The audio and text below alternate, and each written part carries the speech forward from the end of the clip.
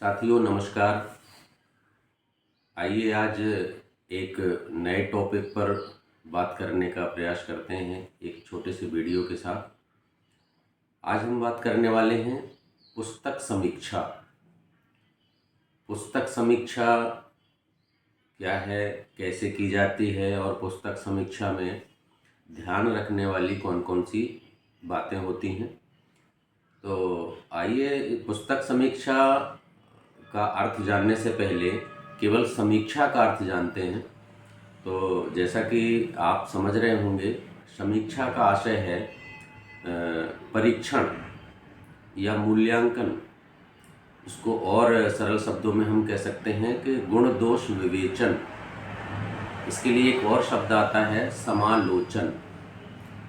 तो ये समीक्षा का अर्थ हो गया और इसके साथ पहले जुड़ा हुआ है पुस्तक समीक्षा। तो सामान्य सी बात है कि पुस्तक समीक्षा से आशय है पुस्तक समीक्षा किसी पुस्तक का वर्णनात्मक और विश्लेषणात्मक मूल्यांकन है जो उसकी विषय वस्तु और उद्देश्यों को ध्यान में रख करके की जाती है। तो जैसा कि आप समझ गए होंगे कि पुस्तक समीक्षा क्या है। एक बात और पुस्तक समीक्षा में होती है कि इसमें केवल गुण दोषों का विवेचन ही नहीं किया जाता, अर्थात उसकी अच्छाइयाँ और कमियाँ ही नहीं देखी जाती, बल्कि दोनों का एक अध्ययन करके एक संतुलित जो सुझाव होता है या राय कह लीजिए, वो भी इसके अंत में लेखक या प्रकाशक को दी जाती है। तो पुस्तक समीक्षा में हम दो चीज़ों का ध्यान रखते हैं। इसमें जो अंतर्दृष्टि होती है समीक्षक की, वो दो तरह से होती है। एक तो पहली वो कि इसके अंदर जो कंटेंट है, जो पाठ्य वस्तु है या विषय वस्तु है, वो किस तरह की है। अगर यह पुस्तक किसी कक्षा या किसी विशेष छात्रों के लिए निर्माण की गई है, तो ये पुस्तक या पुस्तक के अंदर जो पाठ्य वस्तु है, विषय वस्तु है, वह उन छात्रों के कक्षा स्तर के अनुरूप है कि नहीं, उसकी भाषा शैली कैसी है, बोधगम्य है कि नहीं, और उसकी उपयुक्तता क्या है, ये छात्रों के संदर्भ में हो गया। और इसकी जो दूसरी अंतर्दृष्टि है जो एक समीक्षक को ध्यान में रखना पड़ती है, वो है इसका बाह्य स्वरूप।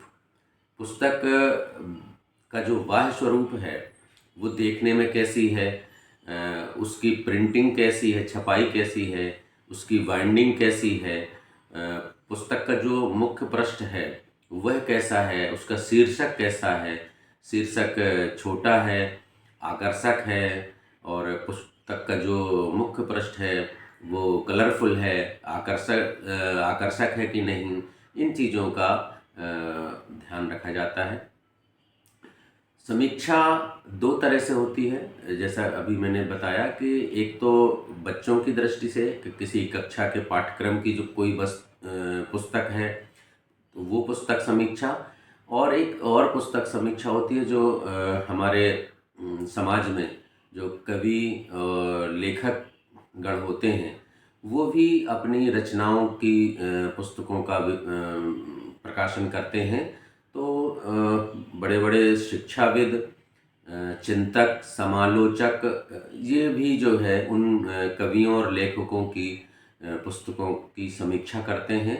तो जैसे हम पाठ्यक्रम की किसी पुस्तक की समीक्षा में ये देखते हैं कि ये जो पुस्तक है वो बच्चों के अनुरूप है कि नहीं, तो इसमें भी ये देखा जाता है कि ये जो हमारे लेखक हैं, जो कवि हैं, इन्होंने जो पुस्तक प्रकाशित की है, तो उनकी पुस्तक की जो विषय वस्तु है वह पाठकों के अनुरूप है कि नहीं।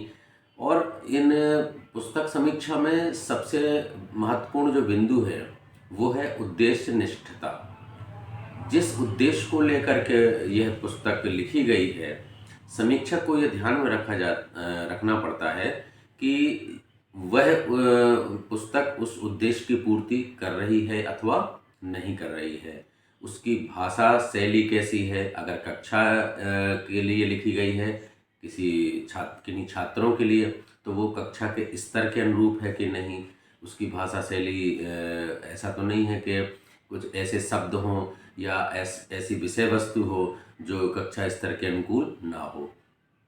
इसी तरह लेखकों और कवियों की जो पुस्तकें होती हैं उनमें भी ये ध्यान में रखा जाता है कि उन्होंने जो अपनी पुस्तक लिखी है वो समाज के लिए कितनी उपयोगी है, पाठक के लिए कितनी उपयोगी है। तो ये पुस्तक समीक्षा है। इसमें कुछ चीज़ों का ध्यान रखा जाता है। पहली है तार्किकता, कि जो भी समीक्षक होता है, जो समीक्षा करता है, उसको तार्किक अपने कारण देना चाहिए। अगर उसको कहीं लगता है कि अच्छाई है तो भी उसका तर्क देना चाहिए, उसका उदाहरण देना चाहिए। और अगर उसको कहीं कोई कमी लग रही है तो वो भी उसको तर्क के आधार पर ये सिद्ध करना चाहिए कि यहाँ पर ये चीज़ जो है छूट गई है या इस चीज़ की कमी है। दूसरी है निष्पक्षता। पुस्तक समीक्षक के लिए सबसे महत्वपूर्ण है निष्पक्षता। जो समीक्षक होता है वो निष्पक्ष होना चाहिए उसको।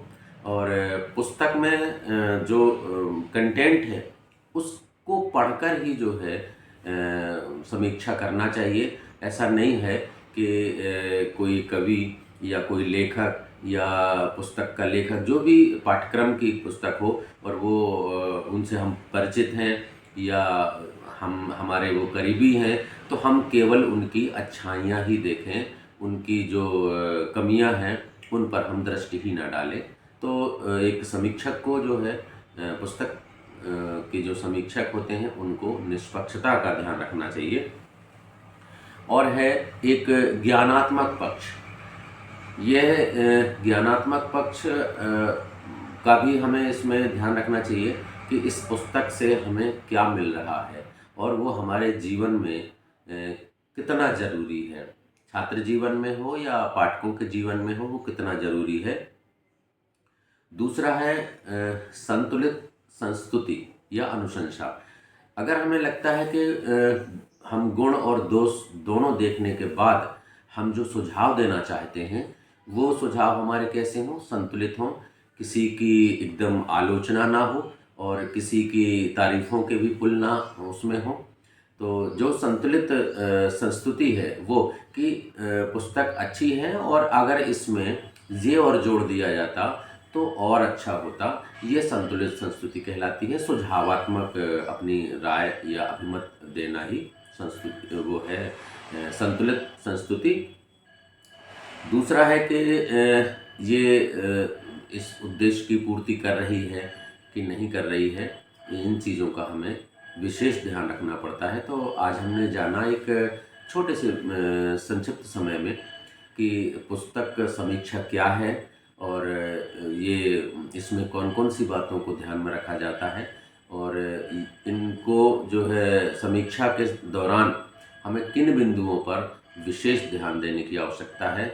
अगर हमें सुझाव देना है तो हमें कैसे सुझाव देना है, ये हमने आज जाना। अगले वीडियो में हम कुछ और एक नए टॉपिक के साथ आपके साथ उपस्थित होंगे। नमस्कार।